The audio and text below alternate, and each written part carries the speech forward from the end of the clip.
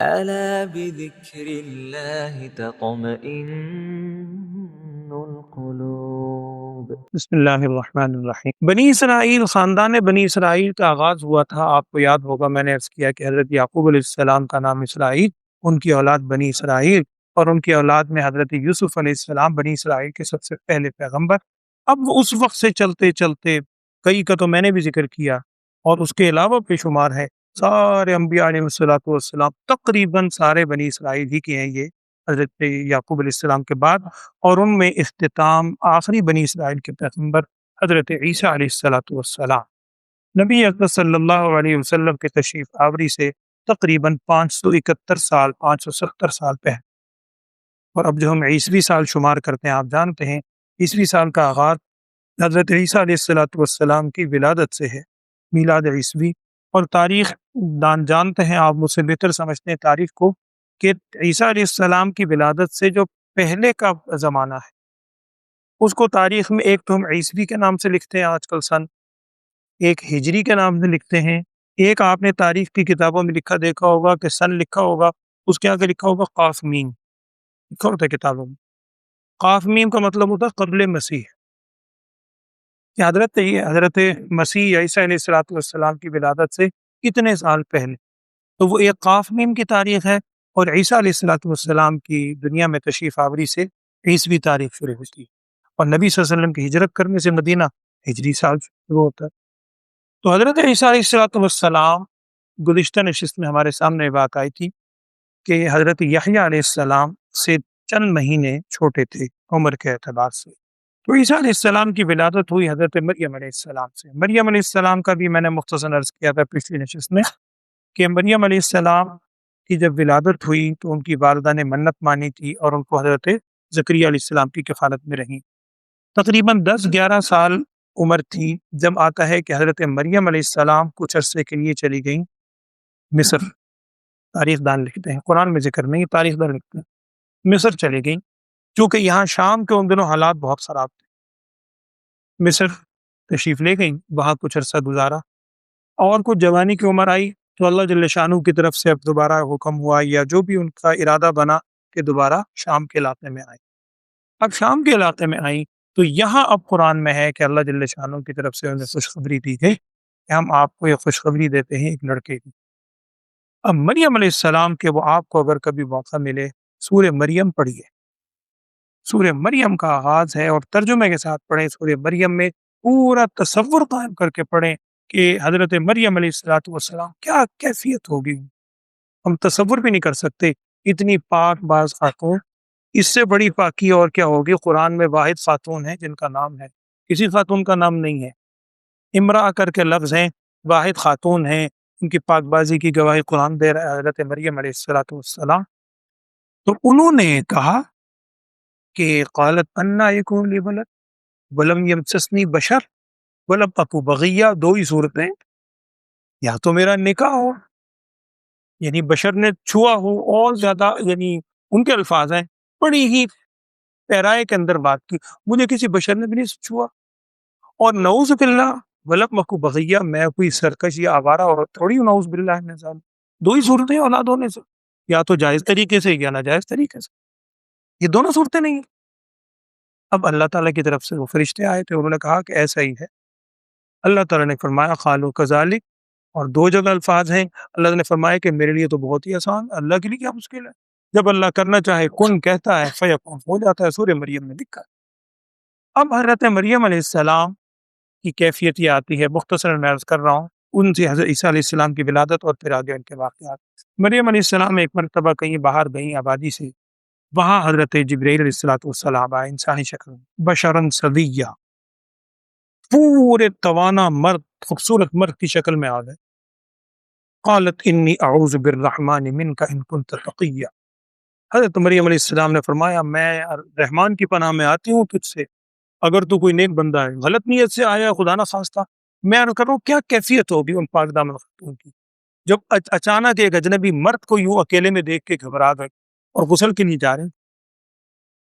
تو انہوں نے کہا کہ بغیہ، انہوں نے پھر کہا تھا کہ انما انا رسول ربک، میں تو آپ کے رب کی طرف سے بھیجا ہوا ہوں، لِأَهَبَ لَكِ غُلَامًا زَكِيًّا، تاکہ اللہ تعالیٰ آپ کو ایک غلام بچہ عطا کرے، بڑا ہی پاک دامن زکی، ہوشیار بچہ عطا کرے۔ قالت انا یکون لی غلام ولم یمسسنی بشر، سارا کلام قرآن میں ہے۔ انہوں نے کہا کہ اللہ تعالیٰ کی طرف سے ایسا ہی ہے۔ پھر حضرت جبرائیل علیہ السلام نے ایک پھونک ماری، قرآن میں اس کا بھی ذکر ہے، تو وہ پھونک مارنے سے حضرت مریم علیہ السلام کو اللہ تعالیٰ کی طرف سے وہ جو حمل قرار ہونا تھا وہ پروسیس تو گزرا پورا، لیکن اس پروسیس کے لیے کسی بندے نے نہیں چھوا۔ یہی معجزاتی طور پر حضرت عیسیٰ علیہ السلام کی ولادت ہے۔ اور بعض اہل علم نے، علماء نے سمجھانے کے لیے بات لکھی ہے کہ دیکھیں، دنیا میں اللہ تعالیٰ نے ایک تو نسل چلانے کا سلسلہ بنایا ہے فطری، مرد و عورت کے ملاپ سے ساری نسل چلتی ہے، جانوروں میں بھی اسی طرح مادہ اور نر کے ملاپ سے سلسلہ چل رہا ہے، اللہ نے نظام چلایا۔ لیکن جب دنیا میں انسانیت کا آغاز ہوا تو حضرت آدم علیہ السلام کی ولادت ہوئی بغیر مرد اور عورت سے، اور حضرت حوا علیہ السلام کی ولادت ہوئی بغیر عورت کے، مرد حضرت آدم علیہ السلام کی پسلی سے۔ یہ جو بھی واقعہ ہے اس کی کوئی وضاحت نہیں ہے، یہ کوئی کنفرم نہیں ہے کہ پسلی ہی سے ہوئی۔ ہاں یہ البتہ ہے، حدیث کے اندر آتا ہے کہ عورت کی پسلی سے ولادت، اور وہ سارا آگے کیفیت ہے۔ تو وہ بغیر عورت کے، ایک بغیر مرد و عورت کے آدم علیہ السلام، بغیر عورت کے واسطے کے حضرت حوا علیہ السلام، اب یہ بغیر مرد کے واسطے حضرت عیسیٰ علیہ السلام، اور مرد و عورت دونوں سے وہ ساری انسانیت ہے۔ تو جتنی عقلی طور پر صورتیں ممکن ہیں اللہ تعالیٰ نے وہ ساری صورتیں کر کے دکھائیں۔ اللہ خالق ہے، بالکل کر سکتا ہے۔ تو حضرت مریم علیہ السلام کے ہاں اس طرح عیسیٰ علیہ السلام کی ولادت ہوئی۔ اب جب وہ حمل قرار پایا، کچھ عرصے کے بعد انہیں تکلیف محسوس ہوئی جو عورتوں کو ہوتی ہے فطری طور پر، اور انہیں دو چیزوں کو پڑھانا چاہیے۔ ایک تو یہ کہ وہ تکلیف فطری بات ہے، عام طور پر عورت کو تکلیف ہو تو اس وقت تکلیف کے ساتھ خوشی کی کیفیت ہوتی ہے، سارا خاندان ساتھ ہوتا ہے، خوشیاں منا رہے ہوتے ہیں۔ انہیں سب سے زیادہ فکر یہ ہے کہ اب مجھ پر جو تہمتیں لگیں گی ہر طرف سے، پاک دامنی اپنی جگہ۔ اب وہ اس کیفیت کے اندر بیچاری مریم علیہ السلام آبادی سے دور گئیں، اور لکھا ہے کہ جہاں اس وقت اپنا یروشلم سے آگے نکل کر اس وقت وہاں پر بیت الحم نامی جگہ ہے، وہیں حضرت عیسیٰ علیہ السلام کی ولادت ہوئی۔ وہاں تشریف لے گئیں، وہاں زیتون کے، کھجوروں کے کچھ درخت تھے، باغات تھے، وہاں ایک درخت کے نیچے ٹیک لگا کر کھجور کی بیٹھ گئی۔ اور وہ جو پہلے فرشتہ آیا تھا وہ بات بھی ذہن سے نکل گئی، علماء نے لکھا۔ اب وہاں رو رہی ہیں، پریشانی میں، تکلیف علیحدہ، اور وہ ذہنی طور پر ٹینشن علیحدہ۔ وہاں پر پھر فرشتے آئے ہوئے، انہوں نے آ کر کہا کہ آپ کیوں گھبراتی ہیں؟ وَهُزِّي إِلَيْكِ بِجِذْعِ النَّخْلَةِ، آپ تھوڑا سا نا اس درخت کو ہلائیں تو ساقط علیکی رطبا جنیا، آپ پر تازہ کھجوریں گنیں گی، قرآن کی آیت ہے سورہ مریم۔ فکلی وشربی وقرری عینا، آپ کھائیں اور دیکھیں یہ پانی کا چشمہ اللہ نے جاری کر دیا معجزاتی طور پر، پانی پئیں، کھجور کھائیں۔ فَإِمَّا تَرَيَنَّ مِنَ الْبَشَرِ أَحَدًا، اب اگر آپ کو خطرہ ہے کہ جب کوئی بندہ دیکھے گا گود میں بچے کو تو وہ کیا کہے گا؟ فقولی انی نذرت للرحمن صوما، آپ یوں کہیے میں نے اپنے رب کے لیے منت مانی ہے روزے کی۔ پیچھے آپ نے سنا تھا زکریا علیہ السلام کو بھی کہا تھا 3 دن آپ بول نہیں سکیں گی، تو اس زمانے میں بعض نے لکھا ہے کہ روزے کے اندر بولنے کی بھی ممانعت تھی اس دور کے اندر۔ سن کہا کہ میں نے منت مانی ہے روزے کی، تو آپ خاموش رہیے، اور اشارت الیہ، اشارہ کر دیجیے گا، آپ کا کام نہیں ہے، آپ کی برات اللہ خود ظاہر کرے گا، آپ کا بری ہونا اللہ تعالیٰ کی ذمہ داری، اللہ تعالیٰ ایسے اسباب بنائے گا کسی کو آپ پر انگلی اٹھانے کا موقع نہیں ملے گا۔ اب سن تو لیا، بچے کی ولادت بھی ہو گئی، اب چھوٹے بچے کو اٹھایا ہوا ہے، حضرت عیسیٰ علیہ السلام کھجور کھا رہی ہیں۔ اب ہمت کر کے حوصلہ بڑا ہوا اللہ کی طرف سے، جب فرشتے نے آ کر ساری بات کی، اب حوصلہ ہوا، اب ابابی کی طرف روانہ ہوئی۔ وہی ہوا، یا اخت ہارون، اے ہارون علیہ السلام کی بہن۔ یہاں پر نا میں ویسے عرض کر دیتا ہوں، بعض حضرات نے، غیر مسلم ہیں، مستشرقین جنہیں ہم کہتے ہیں، بعض مستشرقین نے قرآن پر اعتراضات کیے ہیں، آپ پڑھیں، اہل علم سب آپ جانتے ہیں۔ اس میں ایک اعتراض یہی ہے کہ جی دیکھیں قرآن میں ہے یا اخت ہارون، اے ہارون کی بہن۔ ہارون علیہ السلام تو کتنے ہزاروں سال پہلے گزرے تھے موسیٰ علیہ السلام کے ساتھ، اور یہ آج آئے ہیں۔ حضرت مریم علیہ السلام کو قرآن نے کہا ہارون کی بہن، یا اخت ہارون ما کان ابوک امرأ سوء وما کانت امک بغیہ۔ تو یہ حدیث کے اندر بھی ہے، ایک صحابی نے بھی پوچھا تھا تو نبی صلی اللہ علیہ وسلم ارشاد فرمائے، اس کا مفہوم یہ ہے کہ پہلے زمانے کے اندر یہ دستور تھا کہ بزرگوں کے ناموں پر نام رکھتے تھے، تو ہارون علیہ السلام کی خاندان میں تھی تو انہی کے نام پر انہوں نے نام رکھا۔ حضرت مریم علیہ السلام کے کوئی بھائی تھے حقیقی جن کا نام واقعتاً ہارون تھا، اور ان کا نام رکھا گیا تھا ہارون علیہ السلام کے نام پر، برکت کے طور پر ہم بھی رکھ دیتے ہیں اکثر، بعد میں خصوصاً دادا پردادا کے نام پر پوتوں کے نام رکھ دیتے ہیں، تو وہاں بھی نسل تھا۔ تو مریم علیہ السلام کے کوئی حقیقی بھائی بھی تھے، اور بعض کہتے ہیں کہ ان کی چونکہ خاندان کی تھی ان کے نسل میں۔ بہرحال قرآن نے کہا یا اخت ہارون، اے ہارون کی بہن، ما کان ابوک امرأ سوء، نہ تو آپ کے والد کوئی برے تھے اور نہ ہی آپ کی ماں ایسی تھی۔ اب وہی ذہن میں سوال کہ یہ بچہ کیسے لے آئے، یہی فطری طور پہ سوال آیا ہے کہ ناجائز بچہ، استغفر اللہ۔ اب مریم علیہ السلام نے کہا فاشارت الیہ، زبان سے تو کچھ نہیں کہا، اس سے اس سے پوچھو یہ بچہ گود میں جائے یہی بتائے گا۔ اب وہی انہوں نے کہا جو اللہ تعالیٰ فرمایا قرآن میں، قالوا کیف نکلم، ہم کیسے بات کریں، من کان فی المہد صبیہ، جو مہد میں پنگھوڑے میں جھولے میں ایک چھوٹا بچہ لیٹا ہوا ہے، اس سے بھلا ہم کیسے بات کریں۔ ابھی انہوں نے یہ کہا ہی تھا کہ اس کے بعد آتا ہے کہ وہ حضرت عیسیٰ علیہ السلام خود بول پڑے، قال انی عبد اللہ، میں اللہ کا بندہ ہوں، آتانی الکتاب وجعلنی نبیا وجعلنی مبارکا اینما کنت واوصانی بالصلاۃ والزکوٰۃ ما دمت حیا، سارے الفاظ۔ اب وہ حیرت سے دیکھ رہے ہیں کہ بچہ بول رہا ہے اتنے فصیح و بلیغ زبان، انی عبد اللہ آتانی الکتاب، یہ معجزاتی طور پر اللہ تعالیٰ نے ان کا منہ بند کروایا۔ اب سب کو یقین ہو گیا کہ واقعی یہ بچہ صحیح ہے، درست ہے، وہ دانا خواستہ ان کی کوئی غلطی نہیں ہے، یہ اللہ تعالیٰ کی طرف سے کوئی انعام ملا ہے۔ اس کے بعد پھر حضرت عیسیٰ علیہ السلام پرورش میں رہے حضرت مریم علیہ السلام کی۔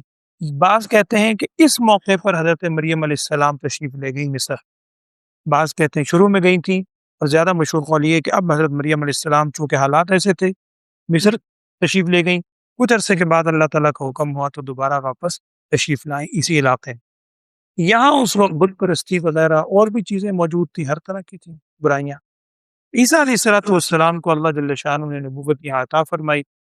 عیسیٰ علیہ السلام نے اپنے ساتھیوں سے کہا کہ کون میرا مددگار ہوگا، قرآن میں اس کا ذکر ہے، سورہ غالباً جمعہ کے اندر بھی ہے، سورہ صف میں آخر میں آتا ہے۔ انہیں پوچھا تھا حواریون سے، من انصاری اللہ، قال الحواریون نحن انصار اللہ۔ علماء نے لکھا ہے کہ جیسے رسول اقدس صلی اللہ علیہ وسلم پر ایمان لانے والوں کو صحابی کہا جاتا ہے، اسی طرح حضرت عیسیٰ علیہ السلام کے جو ماننے والے تھے ان کو حواری کہا جاتا ہے، حواریون اسی سے۔ اور ایک حدیث میں ہے نبی صلی اللہ علیہ وسلم نے ارشاد فرمایا تھا کہ ہر نبی کا ایک حواری ہوتا ہے، اور میرا حواری حضرت زبیر ہے رضی اللہ تعالیٰ عنہ، نبی صلی اللہ علیہ وسلم ان کو اپنا حواری قرار دیا۔ اسی طرح ارشاد فرمایا تھا آپ صلی اللہ علیہ وسلم حدیث میں کہ ہر نبی کے کچھ مددگار ہوتے ہیں، آسمانوں پہ بھی زمین پہ بھی۔ میرے زمین پہ دو مددگار حضرت ابوبکر اور حضرت عمر فاروق ہیں رضی اللہ عنہ، اور آسمانوں پہ میرے دو مددگار حضرت جبرائیل اور حضرت میکائیل علیہ السلام۔ تو حواری میں عرض کر رہا تھا، حواریون شروع میں ان کی تعداد 12 تھی، اس کے بعد ان کی تعداد بڑھ گئی۔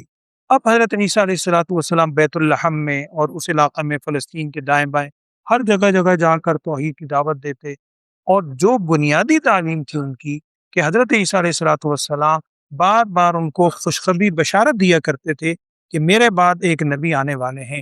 قرآن نے بھی وہ ذکر کی سورہ صف میں، وَمُبَشِّرًا بِرَسُولٍ يَأْتِي مِن بَعْدِي اسمہ احمد، ان کا نام احمد ہوگا صلی اللہ علیہ وسلم، یہ بشارتیں دیے کرتے تھے۔ اب اس طرح کچھ ایمان لانے والوں میں اضافہ ہونے لگا۔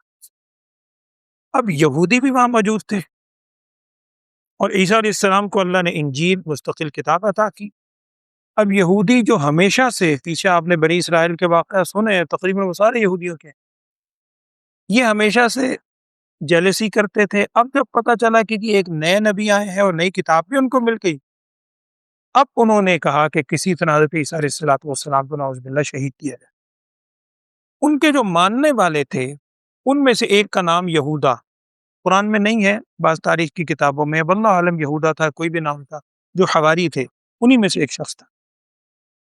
اس نے ساز باز کی لوگوں سے، یہودیوں سے، اور اس نے کہا کہ جی میں تمہیں بتلاؤں گا کہ حضرت عیسیٰ علیہ السلام کہاں ہے، کسی وقت میں تمہیں اشارہ کروں گا، وہاں موجود ہیں، جب افراد بھی کم ہو تم آ جانا، اور نعوذ باللہ جو تمہاری پلاننگ ہے شہید کرنے کی اس پہ عمل کر دینا۔ اور اس نے کچھ سکے وغیرہ بھی، یعنی رشوت کے طور پر کوئی چیز بھی لی اس شخص نے۔ وہ ایک جگہ حضرت عیسیٰ علیہ السلام تشریف فرما تھے، ایک مکان پہ، وہاں پر لوگوں کو بھی توحید کی دعوت دے رہے تھے۔ حواری یہ بھی شخص بھی تھا یہودا نامی، اور بھی کچھ حواری صاحب تھے۔ اس نے پلاننگ کے مطابق جا کے اطلاع پہنچائی کہ جی یہاں موجود ہے عیسیٰ علیہ السلام، اگر تم نے کوئی کام کرنا یہاں کرو۔ اس سے پہلے کچھ واقعات اور آئے کہ عیسیٰ علیہ السلام کو اللہ تعالیٰ نے معجزات عطا فرمائے۔ 4 معجزے بڑے مشہور ہیں عیسیٰ علیہ السلام کو جو عطا ہوئے۔ ایک تو یہ ہے کہ عیسیٰ علیہ السلام مردوں کو زندہ کر دیا کرتے تھے، لیکن قرآن کہہ رہا ہے بِإِذْنِی اور بِإِذْنِ اللہ، دونوں الفاظ ہیں، اللہ کے حکم سے، اللہ کے حکم سے۔ معجزہ اصل میں کام اللہ تعالیٰ ہی کا ہوتا ہے، وہ اللہ تعالیٰ کسی نبی کے ہاتھ پر ظاہر فرما دیتا ہے، اس کو معجزہ کہتے ہیں، جس سے کرنے سے عاجز ہوں۔ تو ایک بعد مردوں کو بعد اوقات زندہ کر دیا کرتے تھے، اور اسی طرح وَأُبْرِئُ الْأَكْمَحَ وَالْأَبْرَصَ، مادرزاد نابینا اور کوڑ کا مریض، آسان زبان میں جو لا علاج مرض ہوتا تھا، پیدائشی نابینا جو ہے اس کی بینائی آنا بہت مشکل ہے، وہ اس کو بینائی عطا کرتے تھے۔ اسی طرح کوڑ کا مریض ہے جو لا علاج ہے، اس کا علاج کیا کرتے تھے، وہ علم تھا۔ اسی طرح آتا ہے کہ ہاتھ سے پرندے کی شکل و صورت بناتے تھے، فَأَنفُخُ فِيهِ فَيَكُونُ طَيْرًا بِإِذْنِ اللَّهِ، اس میں پھونک مارتے تھے، اللہ کے حکم سے جان پیدا ہو جاتی تھی۔ یہ 4 معجزات قرآن میں بھی ذکر ہیں، عیسیٰ علیہ السلام کے معجزات ہیں۔ ان کو دیکھ کر بھی لوگ بڑے متاثر ہوئے اور ان کی طرف یعنی ایمان لانے لگے ان پر۔ جو مخالفین تھے انہیں خدشہ تھا کہ اگر اسی طرح لوگ ایمان لاتے رہے تو ہم کو گیا، یہ ہمارے اوپر حاوی ہو جائیں گے۔ اب انہوں نے پلاننگ کی عیسیٰ علیہ السلام کو شہید کرنے کی، نعوذ باللہ۔ اب ادھر سے وہ سارے آئے، یہودی ان میں زیادہ تھے، یہودی تھے بنیادی طور پر، عیسیٰ علیہ السلام کو شہید کرنے کی نیت سے آئے۔ ادھر اللہ جل شانہ کی جانب سے فیصلہ تھا اللہ تعالیٰ کا، عیسیٰ علیہ السلام کو آسمانوں پر اٹھا لیا گیا۔ اور یہ اللہ تعالیٰ کا بڑا انعام ہے کہ اللہ نے قرآن میں یہ ساری خبریں ہمیں بتائی، ورنہ ان خبروں کی سینکڑوں ہزاروں سال پرانی خبریں ہیں، اور انبیاء کی بھی ہمارے پاس کوئی سورس تھا ہی تاریخ کے اندر، تو رکھو یہاں پہ ساری چیزیں ہیں، قرآن سب سے بڑا سورس ہے۔ قرآن نے ہمیں بتلایا کہ عیسیٰ علیہ السلام کو ما قتلوہ وما صلبوہ ولکن شبہ لہم، دوسری جگہ ہے بل رفعہ اللہ الیہ، عیسیٰ علیہ السلام کو اللہ نے آسمانوں پر اٹھا لیا۔ اور وہ جو شخص تھا اندر موجود، یہودا نامی میں نے جو کیا، جو ان کا ساتھی تھا، اس کی شکل عیسیٰ علیہ السلام کی شکل سے اللہ نے بدل دی، صرف شکل، ظاہری شکل عیسیٰ علیہ السلام کی شکل سے مشابہ کر دی۔ عیسیٰ علیہ السلام کو اللہ نے وہیں سے آسمانوں پر اٹھا لیا۔ اب وہ جو شہید کرنے کی نیت سے اندر آئے تھے، انہوں نے اس کو دیکھا، اس کو پکڑ کے باہر لیا۔ اب یہ چیخ رہا ہے کہ میں عیسیٰ نہیں ہوں، میں تمہارا ساتھی ہوں، میں نے تو تمہیں خبریں دی تھی، یہ کیا تھا، وہ باہر لائے اور اس کو لا کے سولی پہ چڑھا دیا۔ اب جب سولی پہ چڑھایا، کچھ عرصے کے بعد انہیں ہوش آیا تو کہنے لگے اچھا اگر یہ عیسیٰ ہے تو ہمارا بندہ کہاں ہے، وہ یہودا؟ بعد میں دیکھا کہ شکل اس جیسی ہے، باقی دھڑ لباس وغیرہ وہ ہمارے بندے کا ہے، تو عیسیٰ کہاں گیا؟ اسی کو قرآن نے کیا کہا، وَلَٰكِن شُبِّهَ لَهُمْ، ان پر یہ چیز مشابہ ہوں گے، قرآن کا مشتبہ کر دی گئی، کوئی یہ کہنے لگے، کوئی اس طرف تھے۔ تو اس طرح اللہ جل شانہ نے حضرت عیسیٰ علیہ السلام کو بر رفعہ اللہ الیہ، آسمانوں پر اٹھا لیا۔ اور قرآن کے میں پھر الفاظ آپ کے سامنے عرض کر رہا ہوں، قرآن کہہ رہا ہے ما قتلوہ، نہ تو انہوں نے عیسیٰ علیہ السلام کو نعوذ باللہ شہید کیا، وما صلبوہ، اور جیسے ان کا تصور ہے کہ صلیب پہ چڑھا دیا، نعوذ باللہ، بالکل وما صلبوہ ما قتلوہ ولکن شبہ لہم، لیکن ان پر یہ چیز مشابہ کر دی گئی۔ ہمارا ایمان قال اللہ قال رسول پر ہے، قرآن جیسی سچی کتاب، ذالک الکتاب لا ریب فیہ۔ آج آپ نے وہ میرے خیال سورہ مرسلات کی آخری آیت سنی ہے، فَبِأَيِّ حَدِيثٍ بَعْدَهُ يُؤْمِنُونَ، کہ اس کے بعد کون سی ایسی بات ہے جس پر وہ ایمان لائیں گے؟ قرآن سے بڑھ کر کون سی سچی خبر ہے؟ تو قرآن نے جب ہمیں خبر دی ہے، ہمارا یہی ایمان ہے کہ عیسیٰ علیہ السلام کو اللہ نے آسمانوں پر اٹھا لیا۔ بعد کی خبریں ہمیں نبی اقدس صلی اللہ علیہ وسلم کے ارشادات سے ملتی ہیں کہ قرب قیامت میں، اب جو ظاہری بات ہے زمانہ آگے جا رہا ہے، قرب قیامت بالکل اور قریب ہوتا جا رہا ہے۔ قرب قیامت میں حضرت عیسیٰ علیہ السلام واپس تشریف لائیں گے، اور وہ دجال کا ظہور ہوگا، اور وہ ساری صورتحال ہوگی، دجال کو ختم کریں گے، یاجوج ماجوج نکلیں گے، اور اس کے بعد حضرت عیسیٰ علیہ السلام نکاح بھی فرمائیں گے، یہ روایات میں موجود ہے۔ اس کے بعد کچھ عرصہ، بلکہ بعد میں تو زیادہ مدت کی ہے، واللہ عالم کتنے سال عیسیٰ علیہ السلام یہاں رہیں گے۔ پھر فطری طور پر جو انسان کو ایک موت آتی ہے، ابھی تو آسمانوں پر اٹھا لیے گئے، وہ موت بھی آئے گی، اور نبی افضل صلی اللہ علیہ وسلم کے روزہ مبارک کے اندر عیسیٰ علیہ السلام کو دفن کیا جائے گا۔ یہ ساری باتیں صحیح احادیث کے اندر موجود ہیں۔ تو نبی صلی اللہ علیہ وسلم کے اس روزہ مبارک میں 3 مقدس ترین ہستیاں دوران فرما رہی ہیں۔ آپ صلی اللہ علیہ وسلم کے ساتھ صدیق اکبر رضی اللہ تعالیٰ عنہ اور عمر فاروق رضی اللہ تعالیٰ عنہ، اور جو اسکیچ باز ملتے ہیں اس طرح کا بنا ہوا، واللہ عالم اس میں بھی اگر آپ دیکھیں ایک پوائنٹ پر ایک جگہ خالی محسوس ہوتی ہے، لیکن ہمیں وہ اسکیچ نہ بھی ہو، ہمیں تو نبی صلی اللہ علیہ وسلم کے ارشاد پہ یقین ہے۔ جب آپ صلی اللہ علیہ وسلم نے فرما دیا، ہمارا پورا یقین ہے اس کے اوپر، ہمارے ذہن وہاں تک جائے یا نہ جائے، ہمارا ایمان عقل پر نہیں ہے، ہمارا ایمان قال اللہ قال رسول صلی اللہ علیہ وسلم سے۔ تو اب اس طریقے پر عیسیٰ علیہ السلام آئیں گے۔ یہ آج کل اصل میں بڑا کرنٹ ایک موضوع ہے، لوگ اس پہ بہت باتیں کرتے ہیں۔ آپ ادھر ادھر سب چھوڑ، قرآن خود پڑھیں، اللہ کیا فرما رہا ہے اور اللہ کے نبی صلی اللہ علیہ وسلم نے کیا فرمایا ہے، میری بات بھی ایک طرف کر دیں، آپ خود پڑھیں، آپ کو بالکل یہ چیز واضح ہو جائے گی کہ قرآن کے واضح الفاظ میں ہیں، کوئی صلیب، کوئی قتل کی صورت نہیں ہوئی، آسمانوں پر اٹھا لیے گئے۔ اب کیوں، کیسے، کیا، یہ کیوں کیسے، یہ سوال ہے عقل کے، اور یہ معلومات ہیں وحی سے۔ وحی کا دائرہ عقل سے اوپر ہوتا ہے۔ ہمارے استاد فرمایا کرتے تھے، سمجھانے کے لیے آخری منٹ میں عرض کر دیتا ہوں، فرماتے تھے علم حاصل کرنے کے نا مختلف ذریعے ہیں۔ سب سے پہلا سورس علم حاصل کرنے کا ہے حواس خمسہ۔ اللہ نے ترتیب ہی ایسی رکھی ہے، کچھ چیزیں ایسی ہیں کہ جو حواس خمسہ سے معلوم ہوتی ہیں۔ مثال کے طور پر آپ نے رنگ معلوم کرنا ہے، آپ جتنے مرضی ذہین ہو، خالی آپ آنکھیں بند کے ہاتھ سے چھو کر رنگ نہیں بتا سکتے۔ یہ اللہ نے آنکھ میں ہی صلاحیت رکھی ہے، یہ رنگ آپ وہیں سے پتہ کریں گے۔ تو کچھ چیزیں ایسی ہیں جن کا حواس خمسہ سے علم ہوتا ہے، کچھ باتیں ایسی ہیں جو حواس خمسہ سے ذرا اگلے اسٹیپ، اس کے لیے اللہ نے عقل دی ہے، اس کی روشنی میں کرتا ہے۔ پھر ایک مقام وہاں آتا ہے جہاں عقل بھی فیصلہ کرنا چھوڑ دیتی ہے، وہاں پھر اللہ تعالیٰ نے ہمیں تیسرا بڑا بنیادی سورس دیا ہے، وحی الہی، قرآن اور حدیث۔ تو یہ قرآن و حدیث سے ہم تک یہ چیزیں منتقل ہو رہی ہیں جو میں آپ سے عرض کر رہا ہوں۔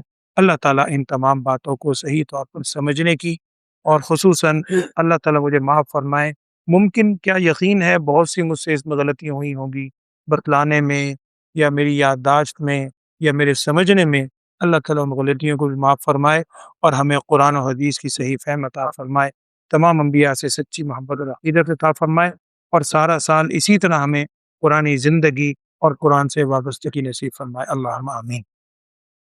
الحمدللہ رب العالمین، اللہم صلی علی سیدنا و مولانا محمد وعلی آل سیدنا و مولانا محمد وبارک وسلم۔